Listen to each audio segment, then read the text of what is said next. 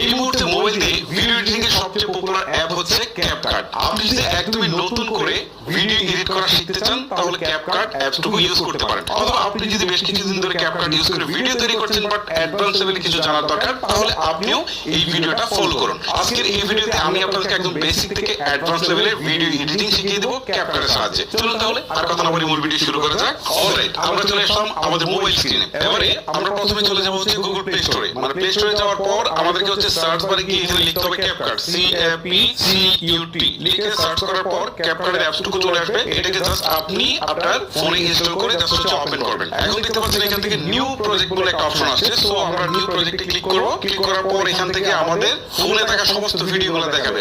অর্থাৎ আমরা যে ভিডিওটা নিয়ে কাজ করতে চাই সেটা প্রথমে সিলেক্ট করতে হবে। ধরুন আমি এই ভিডিওটা নিয়ে কাজ করব, নিচের এই ভিডিওটা। তো এই ভিডিওটার উপরে আমি একটা ক্লিক করছি। ক্লিক করার পর এটা সিলেক্ট হলো, তারপর হচ্ছে নিচে অ্যাড রয়েছে, জাস্ট এখানে ক্লিক করছি। ক্লিক করার পর